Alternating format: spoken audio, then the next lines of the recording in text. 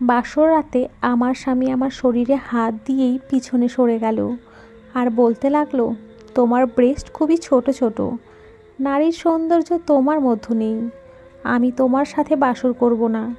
আমি সংসার বাঁচাতে ডাক্তারের কাছে গিয়ে বডি ঠিক করার ঔষধ খেলাম, কিন্তু ঔষধ খাওয়ার সাথে সাথেই আমার বুকের ব্রেস্ট ভারী ভারী মনে হতে লাগলো। তারপর স্বামী আমাকে, যদিও আমি দেখতে সুন্দরী, গায়ের রং ফর্সা, মুখের গড়নও সুন্দর, কিন্তু আমি খুব রোগা পাতলা।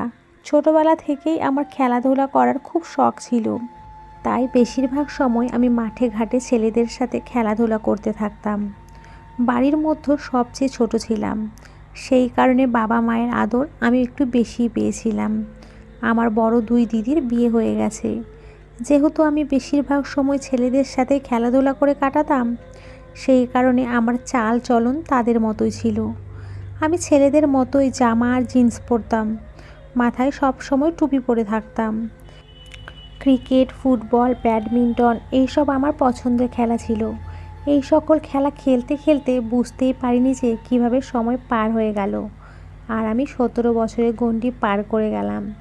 আমার বয়স 17 বছর হলে আমার মা জোর করে আমাকে বাড়িতে আটকে রাখতে শুরু করেন। তিনি আমাকে বলতেন, তুই মেয়ে হয়ে সারাদিন ছেলেদের সাথে খেলে বেড়াস, তোর লজ্জা করে না? এত বড় হয়ে গেছিস আর এখনও পাড়ার ছেলেদের সাথে সব সময় খেলাধুলা নিয়ে থাকিস, এখন থেকে সারাদিন বাড়িতেই থাকবি।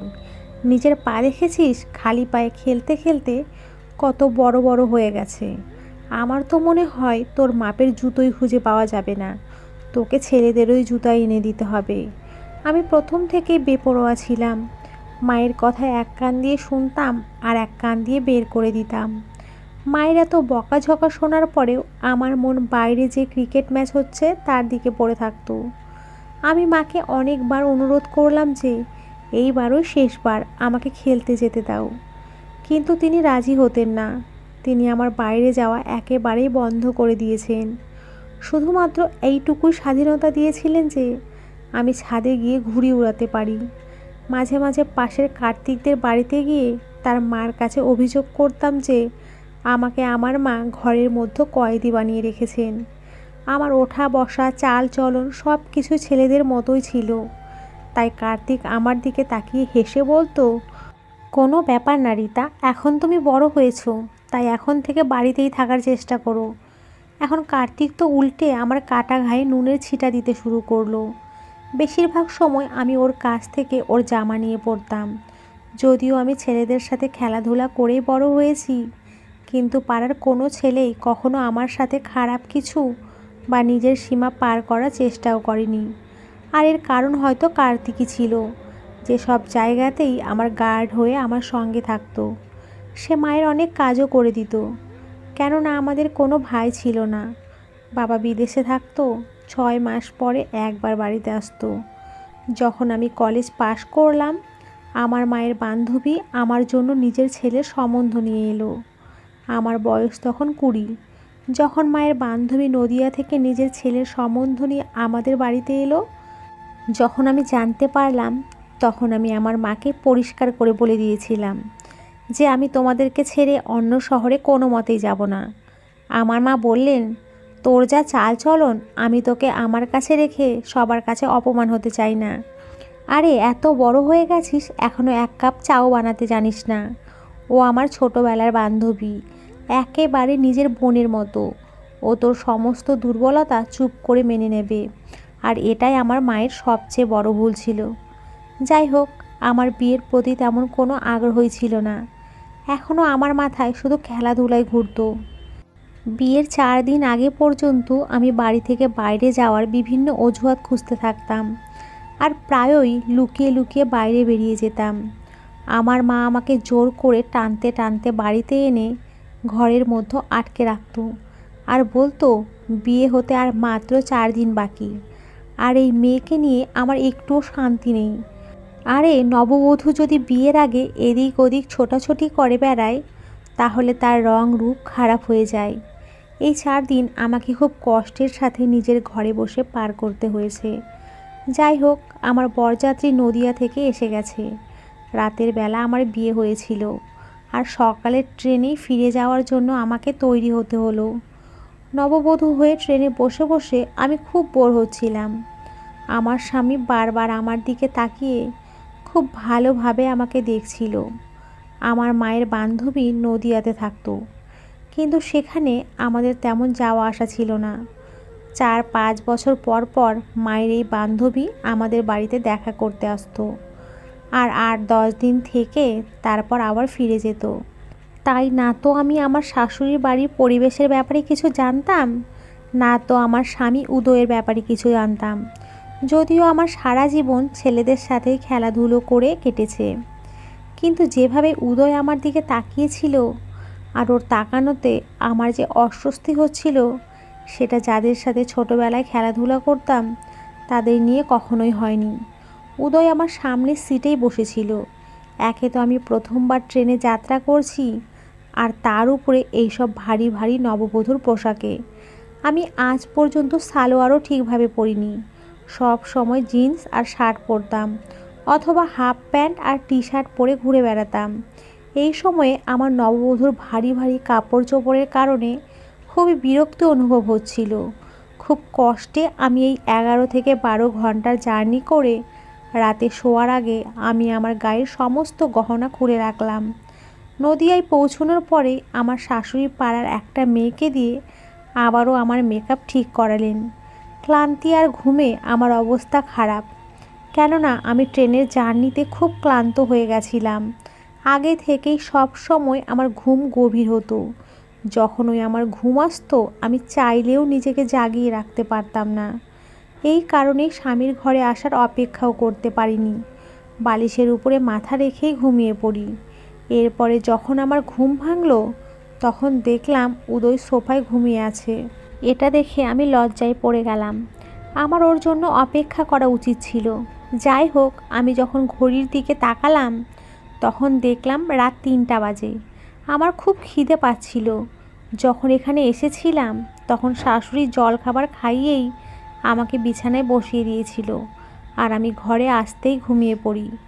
আমি উঠে ঘর থেকে বাইরে যেতেই চাইছিলাম যাতে নিজের খাওয়ার জন্য কিছু জোগাড় করতে পারি, কিন্তু যখনই আমি বিছানার নিচে পা রাখলাম, জানি না নিচে কী ছিল যাতে আমার পা পিছলে যায়, আর আমি পড়তে পড়তে কোনো রকমে নিজেকে বাঁচালাম।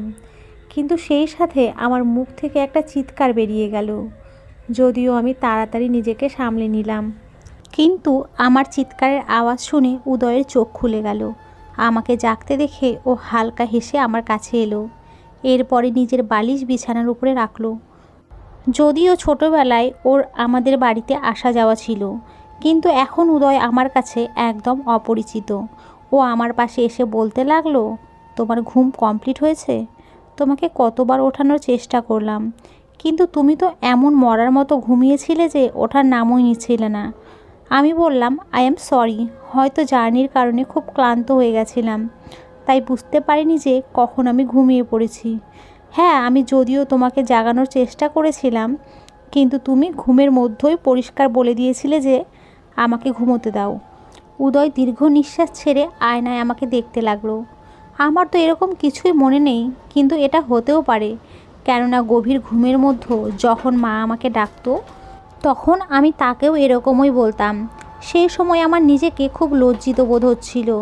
এখন আমি ভাবছি যে আমি কিভাবে উদয়কে বলবো যে আমার খিদে পেয়েছে।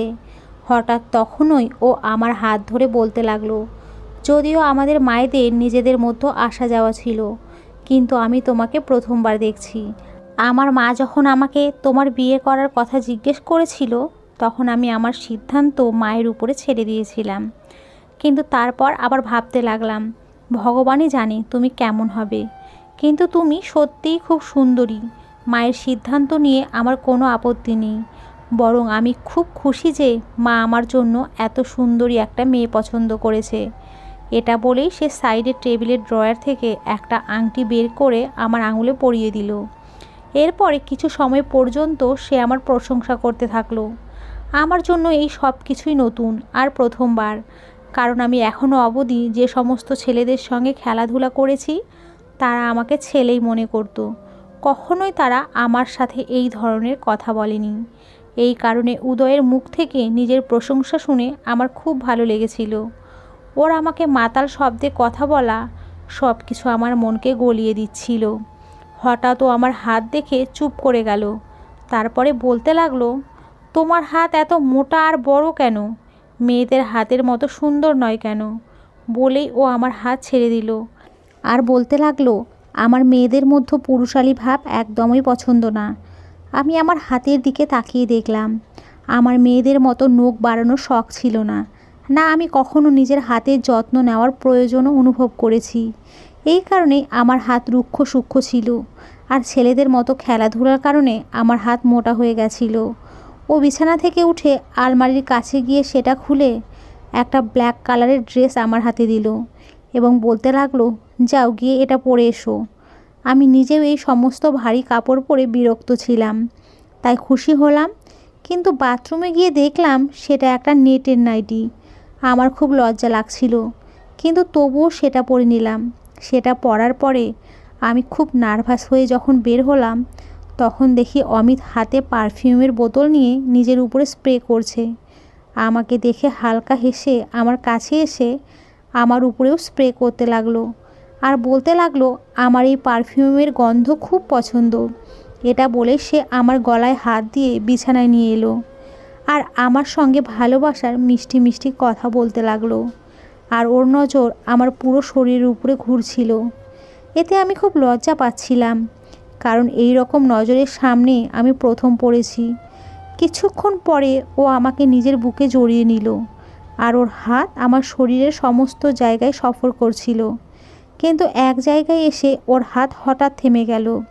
তারপরে হঠাৎ ও আমার থেকে পিছনে সরে গেল। ওর মুখের হাবভাব একদম বদলে গেল। আমি বুঝতে পারলাম না ওর কি হয়েছে। ও সঙ্গে সঙ্গে ঘর থেকে বাইরে বেরিয়ে গেল। আমি অনেকক্ষণ ধরে ওর অপেক্ষা করতে থাকলাম, কিন্তু ও ঘরে আর ফিরে এলো না।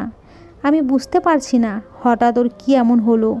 এই তো কিছুক্ষণ আগেই খুব খুশি ছিল। জানি না হঠাৎ ওর কী হয়েছে। সারা রাত ও আর ঘরে এলো না।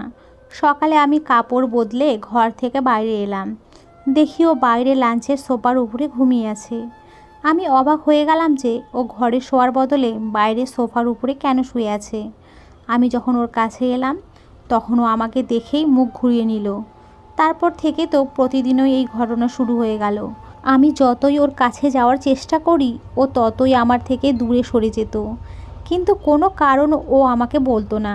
বিয়ের পরের কিছু মিষ্টি মিষ্টি কথায় আমার পুরো দুনিয়া বদলে গিয়েছিল, কিন্তু কেন জানি না ও আমার থেকে দূরে দূরে থাকতে লাগলো। অনেক দিন কেটে গেল, কিন্তু ওর ব্যবহার আমার সাথে একই রকম রয়ে গেল। একবার আমি বিরক্ত হয়ে ওর সামনে দাঁড়িয়ে পড়লাম এবং বললাম, উদয়, তুমি আমার সাথে কথা বলছো না কেন? সব সময় আমার থেকে দূরে দূরে থাকছো। তখনও বলতে লাগলো, তুমি আমার সাথে ঠিক করনি। আমি যদি আগে জানতাম তুমি এরকম, তাহলে আমি কখনোই তোমাকে বিয়ে করতাম না। আমি ওর কথার মানে বুঝতে পারলাম না, তাই বললাম, আমি কি এমন করেছি? তখনও বলতে লাগলো, তোমার মধ্যে তো মেয়েদের মতো কোনো লক্ষণই নেই। তোমাকে তো ছেলেদের মতো দেখতে লাগে। তোমার চাল চলন, শরীরের গঠন সব কিছুই ছেলেদের মতো। এটা বলেই ও ঘর থেকে বাইরে বেরিয়ে গেল। হয়তো আমি ট্রাউজার আর টি শার্ট পরতাম, সেই কারণে ও এইসব বলেছে। কেননা আমার প্রথম থেকে ঢিলা ঢালা কাপড় পরার অভ্যাস ছিল। এই কারণে এখনও অবধি আমি আমার শাড়ি আলমারি থেকে বের অবধি করিনি। এখন আমি আমার আলমারি খুলে সমস্ত কাপড় বের করলাম আর সেগুলোকে পরা শুরু করে দিলাম। শাশুড়ির সাথে একসাথে বসে উদয়ের পছন্দের খাবার বানানো শিখে নিলাম। ওর সমস্ত কাজও নিজের হাতেই করে দিতাম। আমি 2 মাসের মধ্যেই নিজেকে সম্পূর্ণরূপে বদলে ফেললাম, যাতে উদয়ের ব্যবহার আমার সাথে ঠিক হয়ে যায়। কিন্তু ও তো যেন পাথরের তৈরি। প্রতি রাতে অনেক রাত করে ঘরে ফিরত আর এসেই সোফাতে শুয়ে পড়তো। আমি ওর সঙ্গ পাওয়ার জন্য ব্যাকুল হয়ে থাকতাম, ওর ভালোবাসা পেতে চাইতাম। আর এটা ন্যাচারাল ব্যাপার। আমার বিয়ে হয়েছে আর ও আমার স্বামী। স্ত্রী হওয়ার কারণে আমি স্বামীর আলিঙ্গন চাইতাম। আগে যেই আমি সব কিছুতে ডোন্ট কেয়ার ভাব থাকতাম, এখন উদয়ের মন পাওয়ার জন্য আমি আমার পার্সোনালিটি অবধি বদলে নিলাম। আমি নিজেকে উদয়ের পছন্দের মতো তৈরি করে নিতে সব রকমভাবে চেষ্টা করে দেখে নিয়েছি, কিন্তু ও সেরকমই ছিল। এখন অবধি আমার সাথে কথা বলতো না। এক রাতে আমি ঘুমিয়েছিলাম, এমন সময় চিৎকারের কারণে আমার ঘুম ভেঙে গেল। আমার শাশুড়ি আর উদয়ের মধ্যে খুব ঝগড়া হচ্ছিল। আমি ঘরের দরজা খুলে বাইরে এসে দেখি শাশুড়ির ঘরে লাইট জ্বলছে আর ঘর থেকে ঝগড়া করার আওয়াজ আসছে। আমি ঘর অবধি পৌঁছেছিলাম, কিন্তু যে কথা নিয়ে উদয় আর আমার শাশুড়ির মধ্যে ঝগড়া হচ্ছিল সেটা শুনে আমার হুঁশ উড়ে গেল। অমিত নিজের মাকে বলছিল যে ও আবার বিয়ে করতে চায়। এটা শুনে আমার মনে হলো যেন আমার পায়ের তলায় মাটি নেই। আমার শাশুড়ি বলছিলেন, খবরদার, তুই যদি এই কথা মুখ থেকে দ্বিতীয়বার বের করিস তাহলে ভালো হবে না। ও বলতে লাগলো, আমি রিতার সাথে থাকতে পারবো না। আমার শাশুড়ি বলতে লাগলেন, কেন, কি কম আছে আমার মেয়ের মধ্যে? তোর জন্য ও নিজেকে পুরো বদলে নিয়েছে। খাবার রান্না করে, তোর সমস্ত কাজ করে দেয়। ও পুরো বাড়ির দায়িত্ব সামলে নিয়েছে। নিজের চাল চলন, ওঠা বসা সমস্ত কিছুই বদলে নিয়েছে। আর অন্যদিকে তুই ওর সতীন বাড়িতে নিয়ে আসতে চাস। উদয় বলল, মা, আমি তোমাকে বলতে পারবো না যে ওর মধ্যে কী নেই। আমি কেন, কোনো ছেলেই ওর সাথে জীবন কাটাতে পারবে না। সেই কারণেই আমি দ্বিতীয় বিয়ে করতে চাইছি। রিতা চাইলে আমি ওকে ডিভোর্স দিয়ে দেব, আর ও চাইলে আমাদের বাড়িতে সারা জীবন থাকতে পারে, আমার কোনো অসুবিধা নেই। এটা বলেই ও ঘর থেকে বাইরে বেরিয়ে এলো, কিন্তু হঠাৎ আমাকে সামনে দেখে সেখানেই দাঁড়িয়ে গেল। আমার চোখ থেকে টপ টপ করে জল পড়ছিল। ও আমার দিক থেকে নজর লুকিয়ে ঘরের মধ্যে ঢুকে গেল। আমি ওর পিছন পিছনে ঘরের মধ্যে ঢুকলাম, আর ঘরে এসেই ওকে বললাম, আজ আমাকে বলেই দাও যে আমার মধ্যে কী এমন জিনিস নেই যার কারণে তুমি আবার দ্বিতীয় বিয়ে করতে চাইছো। ও আমাকে বলল, নিজেকে আয়নায় ভালো করে দেখো, তাহলে নিজেই বুঝতে পারবে যে তোমার মধ্যে কী নেই। আমি বললাম, সে তো আমি নিজেকে প্রতিদিনই আয়নাতে দেখি, কিন্তু আমি জানি না, মানুষের সব সময় নিজেকে ভালোই লাগে, কিন্তু তুমি বলো আমার মধ্যে কী খারাপ আছে। ও বলতে লাগলো, তোমার মধ্যে মেয়েদের কোনো সৌন্দর্যই নেই। নকল কাপড় পরাতে তোমার শরীরের গঠন বদলে যাবে না। কখনো একা নিজেকে আয়নার সামনে দাঁড় করিয়ে ভালোভাবে দেখলেই বুঝতে পারবে একদম ছেলেদের মতো বুক তোমার।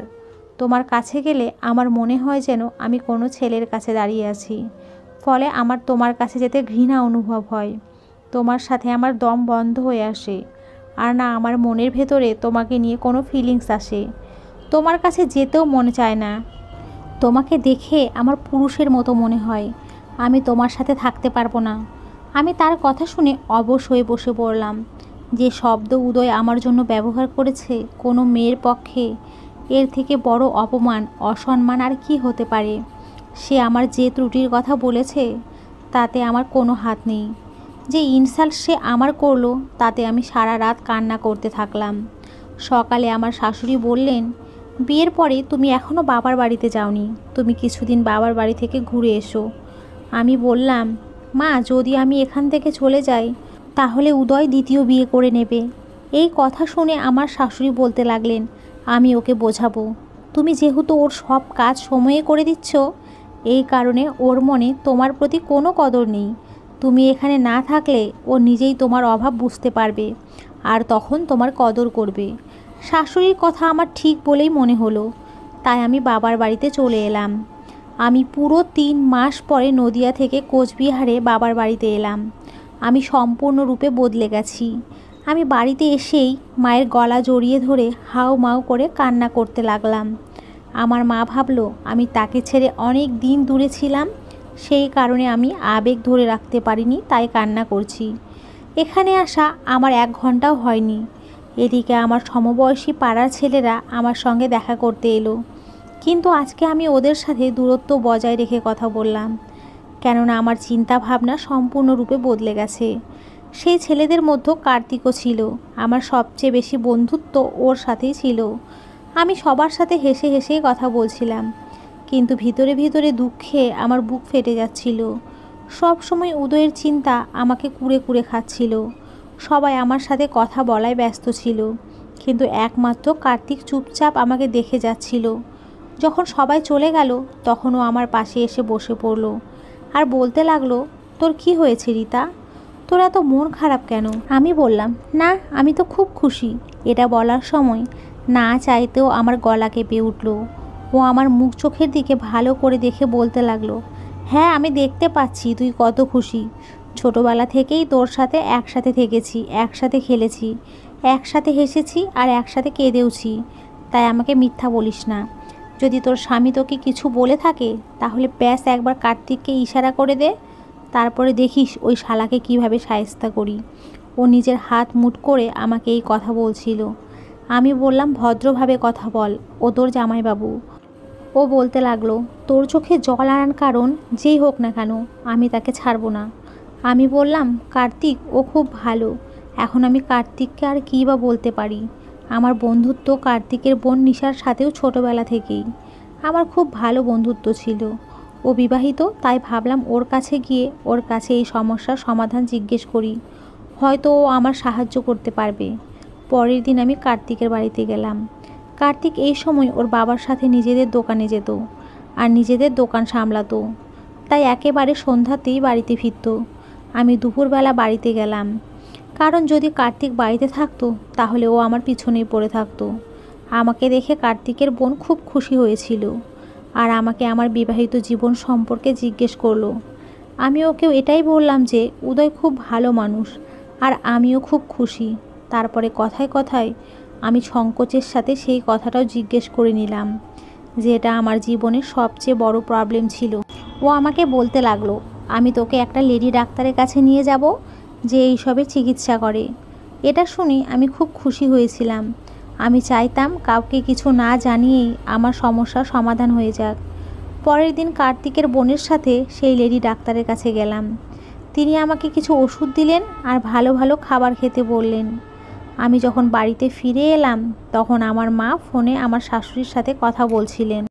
আমি আমার মায়ের কাছ থেকে ফোন নিয়ে নিজেই শাশুড়ির সাথে কথা বলতে লাগলাম। তাকে উদয়ের ব্যাপারে জিজ্ঞেস করতে লাগলাম।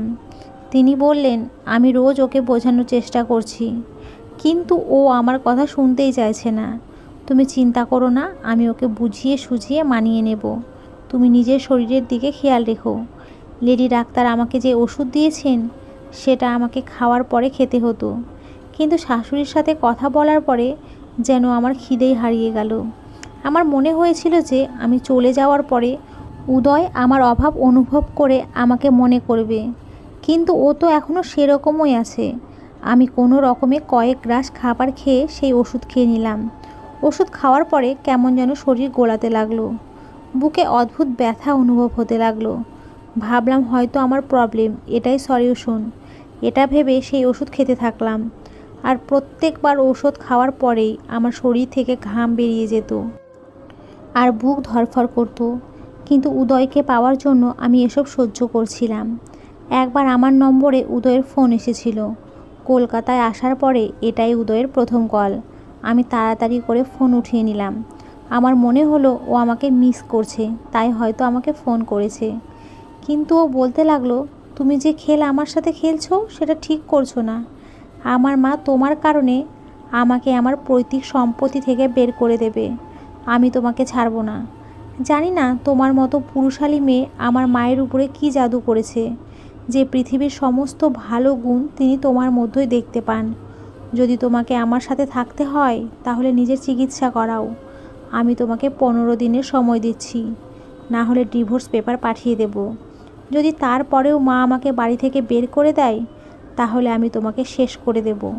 এটা বলেই ও ফোন কেটে দিল। আমি কান্না করছিলাম আর বারবার বলছিলাম, উদয় আমার সাথে এরকম করো না। যখন ফোন বন্ধ করে পিছনে ঘুরলাম তখন দেখলাম কার্তিক পিছনে হাত দিয়ে দাঁড়িয়ে আছে। ওকে দেখে আমি তাড়াতাড়ি করে আমার চোখের জল মুছে ফেললাম। ও বলতে লাগলো, তোর বরের ফোন ছিল? আমি বললাম হ্যাঁ। ও বলতে লাগলো, কি বলছিল আর তুই কান্না করছিলি কেন? ও এইবার খুব সিরিয়াসলি জিজ্ঞেস করলো। আমি বললাম, তোর তাতে কি? তুই কেন সব সময় আমার পিছনে পড়ে থাকিস? আর না বলে আমার ঘরের মধ্যে নাচতে নাচতে চলে এলি কিভাবে? তুই কে যে আমার অনুমতি না নিয়েই আমার ঘরে এইভাবে চলে আসিস? এখান থেকে বেরিয়ে যা। আমি ওকে কিছুই বলতে চাইতাম না, তাই ওকে খুব কড়া কথা শুনিয়ে দিলাম। আমাকে এরকম রাখতে দেখে ও আমাকে বলতে লাগলো, তুই আমার কাছে কোনো কথাই লুকোতে পারবি না। আমি জানি তোর স্বামীর ব্যবহার তোর সাথে ঠিক নেই। আমি বললাম, এটা আমাদের স্বামী স্ত্রীর মধ্যের ব্যাপার, আমাদের মধ্যে কথা বলার তুই কে? ভগবানের জন্য আমাকে একা ছেড়ে দে, যা এখান থেকে বলে ওকে ধাক্কা দিয়ে ঘর থেকে বের করে দিলাম আর ঘরের দরজা বন্ধ করে দিলাম। এরপরে সামনে থাকা ঔষধ দেখে আমার উদয়ের কথা মনে পড়ে গেল। আমি দুটো ওষুধ বের করে একসাথে খেয়ে নিলাম। আমি চাইতাম যেন আমার সমস্যার সমাধান তাড়াতাড়ি হয়ে যায়, যাতে আমার সংসার ভাঙার হাত থেকে বেঁচে যায়। কিন্তু ওষুধ খাওয়ার পরেই আমার শরীর এতটা গলাতে শুরু করলো যে বমি হওয়া শুরু হয়ে গেল আর আমার অবস্থা খারাপ হতে লাগলো। আমার মা আমার অবস্থা দেখে খুব টেনশনে পড়ে গেলেন। বাবাও বাড়িতে নেই, তাই আমার মা কার্তিককেই রাখলো আর দুজনে মিলে আমাকে হাসপাতালে নিয়ে গেল। 3 দিন অবধি আমি যা কিছুই খেতাম আমার হজম হতো না। লেডি ডাক্তার আমার অবস্থা দেখে বলল, এই ঔষধ খুব কড়া আর এর সাইড ইফেক্টও অনেক বেশি, আপনার কিডনি ফেল হতে পারতো। এই রকম ওষুধ আর এই রকম ভুয়ো ডাক্তারের কাছে গিয়ে নিজের জীবন নষ্ট করবেন না। তিনি আমাকে এই ঔষধ ব্যবহারের কারণ জিজ্ঞেস করলেন। আমি কান্না করতে করতে তাকে সমস্ত কিছু বলে দিলাম। আমার কথা শুনে তিনি বলতে লাগলেন, এই সব কিছু ভগবানের হাতে। তিনি কোনো মানুষকে কেমন শরীর দেবেন সেটা একমাত্র তিনিই জানেন। এখানে মানুষের হাতে কিছুই নেই। প্রায়ই মেয়েদের এই সমস্যা হয়, কিন্তু যে সমস্ত ছেলেরা মনের দিক থেকে খারাপ আর যাদের মনে মেয়েদের কোনো সম্মান নেই, একমাত্র তারাই এই রকম কথা বলে। সময়ের সাথে সাথে এই প্রবলেম এমনি এমনি দূর হয়ে যায়। যদি তোমার স্বামী তোমার সাথে ফিজিক্যাল হতো, তোমার সাথে স্বামী স্ত্রীর সম্পর্ক তৈরি করতো, আর তুমি যদি খাওয়া দাওয়া ঠিক মতো করতে, তাহলে তোমার শরীর নিজে নিজেই ভরে উঠত। আর এমনিতেও তোমাকে এতটাও খারাপ লাগে না। সম্ভবত তোমার স্বামীর স্ক্রু ঢিলা আছে আর সে খুব নোংরা চিন্তাধারার মানুষ। আমার মাও সেখানেই উপস্থিত ছিলেন। এইসব কথা শুনে তিনি মাথা নিচু করে বসেছিলেন। বাড়িতে ফিরে এলে কার্তিক আমার মাকে মেডিসিন কখন কিভাবে খেতে হবে এইসব বুঝিয়ে চলে গেল। কার্তিক চলে যেতেই মা আমাকে বললেন, তুই আমাকে আগে বলিসনি কেন? আমি কান্না করতে করতে মাকে বললাম, মা আমি তোমাকে টেনশনে ফেলতে চাইনি। তুমি সব সময় আমাকে বলতে তোর চলাফেরার ঢং নেই, কিন্তু সত্যি বলছি মা, আমি নিজেকে উদয়ের কারণে সম্পূর্ণ বদলে ফেলেছিলাম। সমস্ত কাজ শিখে নিয়েছিলাম। তুমি চাইলে আমার শাশুড়িকে জিজ্ঞেস করতে পারো। কিন্তু তবুও উদয় আমাকে বলতো যে আমাকে দেখে তার ঘৃণা আসে। আমার সঙ্গর কথা ভাবলেই ওর শরীর ঘিনঘিনিয়ে ওঠে। এই কথা মেয়েদের অন্তরাত্মা অবধি কাঁপিয়ে দেয়। কিন্তু এইসব কথা শুনেও আমি চাইতাম ওর মনে যেন আমার জন্য জায়গা তৈরি হয় আর আমাকে যেন ডিভোর্স না দেয়। আমি নিজের উপরে ডিভোর্সের দাগ লাগাতে চাইনি। এসব বলতে বলতে কান্না করে যাচ্ছিলাম। মায়ের চোখ দিয়েও জল পড়ছিল। পরের দিন মা আমার শাশুড়ির সাথে কথা বললেন। শাশুড়ি নিজেই খুব টেনশনে ছিলেন। তিনি বলছিলেন, আমাকে ক্ষমা করে দাও, আমার জন্য রিতার জীবন নষ্ট হয়ে গেছে। আমার ছেলে অন্য একটা বাজারি মেয়ের প্রেমে পাগল ছিল, ওর সাথে অবৈধ সম্পর্কও তৈরি করে নিয়েছিল। আমি ওকে নিজের দিব্যি দিয়ে রিতার সাথে বিয়ে দিয়েছিলাম, কিন্তু ওর তো ওই বাজারি মেয়ের নেশা লেগে গেছে। তাই ও যখন বাড়ির ভদ্র মেয়ের মধ্যে ওই রকম ঢংচং দেখতে পায়নি, তখন ও রিতার মধ্যে দোষ খুঁজতে শুরু করে দেয়। আমার শাশুড়ি আমার কাছে ক্ষমা চেয়েছিলেন উদয়ের সাথে আমার বিয়ে দেবার জন্য। তিনি বলেছিলেন ও আমার ছেলে হওয়ার যোগ্যই না, কিন্তু পুরুষ জাতের উপর থেকে আমার বিশ্বাস উঠে গেছে। আমার ডিভোর্স হয়েছে 2 মাস হয়ে গেছে। তখন একদিন কার্তিকের মা কার্তিকের জন্য আমার সম্বন্ধ নিয়ে আসে, কিন্তু আমি পরিষ্কারভাবে মানা করে দিলাম। পুরুষের কাছ থেকে এত গভীর আঘাত পেয়েছিলাম যে দ্বিতীয় কাউকে বিশ্বাস করতেই পারছিলাম না। মা আমাকে বোঝানোর অনেক চেষ্টা করেছেন যে কার্তিক এরকম না, কিন্তু আমি তাকে বললাম আমি কখনোই বিয়ে করব না। কিছুদিন পরে আমি উঠোনে বসেছিলাম, তখনই একটা বল আমাদের উঠোনে এসে পড়লো। বাইরে ছেলেদের চেঁচামেচি হতে লাগলো। দরজায় ধাক্কার আওয়াজ শুনে সেই বল উঠিয়ে দরজা খুলতে হাতসহ বলটা বাইরে বের করে দিলাম। আমি ভেবেছিলাম বল নেওয়ার জন্য দরজা বাজিয়েছে, কিন্তু কেউ একজন বলের জায়গায় আমার হাত চেপে ধরলো। বল আমার হাত থেকে পড়ে গেল। আমি দরজা হালকা খুলে দেখলাম সামনে কার্তিক দাঁড়িয়ে, আমার হাত ওই ধরে রেখেছে। ও হয়তো বাড়ির ভেতরে আসতে চাইছিল, কিন্তু দরজা পুরো খোলা নেই। আমি বললাম, কার্তিক আমার হাত ছাড়ো। ও বলল, নিষেধ কেন করছিলে তুমি? আমি বললাম, আমার জীবন আমার মর্জি। ও দরজায় ধাক্কা দিয়ে ভেতরে এসে পড়লো আর বলতে লাগলো, খারাপ কি আছে আমার মধ্যে? নিষেধ করার কারণ তো বলো আমাকে রিতা। আমি বললাম, আমি বিয়ে করতে চাই না। ও বলতে লাগলো, কেন এখনও ভালোবাসো সেই অসভ্য লোকটাকে? ওর চিন্তাতেই নিজের জীবন নষ্ট করতে চাও? কার্তিক রাগী চোখে আমার দিকে তাকিয়ে এই কথাগুলো বলল। আমি বললাম, না, আমি পুরুষ মানুষকে বিশ্বাস করি না। পুরুষদের উপরে আমার ঘৃণা ধরে গেছে। নিজের জীবনে কোনো পুরুষকেই যুক্ত করতে চাই না। কার্তিক বলতে লাগলো, তুমি সেই চামারের জন্য এইসব মিথ্যা বাহানা বানাচ্ছ। এখনও তুমি উদয়কেই ভালোবাসো, তাই নিষেধ করেছো।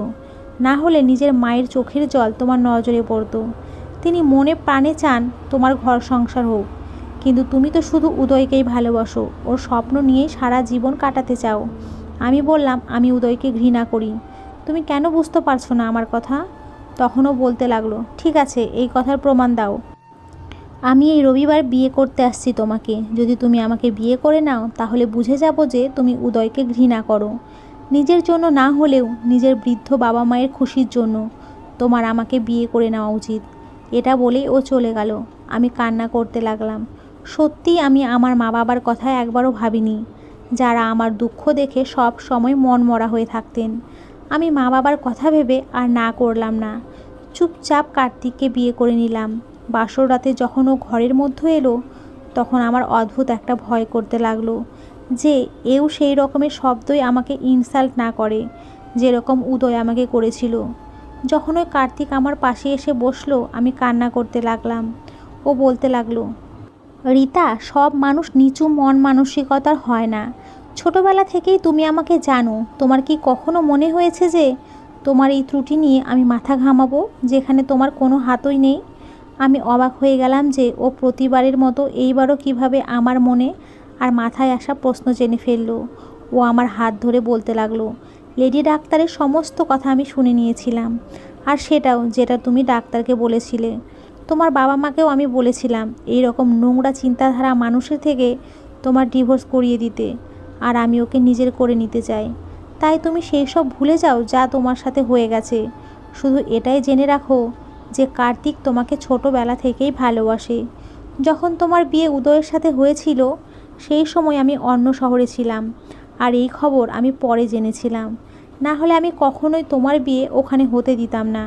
কথা বলতে বলতে কার্তিক আমার সব গহনা খুলে ফেলছিল, আর যখন ও আমাকে নিজের বুকে জড়িয়ে নিল তখন আমার মনে আর কোনো ভয়ই রইল না। নিশ্চিন্ত হয়ে আমি কার্তিকের বুকের সঙ্গে মিশে গিয়েছিলাম। আগে আমি জানতাম না যে ও আমাকে এতটা ভালোবাসে। হয়তো এটাই সত্যিকারের ভালোবাসা, যাতে মানুষ অপরের দোষ খোঁজে না। বন্ধুরা, আমাদের এই গল্পটি যদি ভালো লাগে তাহলে অবশ্যই একটি লাইক করো। আর সকলকে অসংখ্য ধন্যবাদ। সকলে খুব ভালো থেকো, সুস্থ থেকো।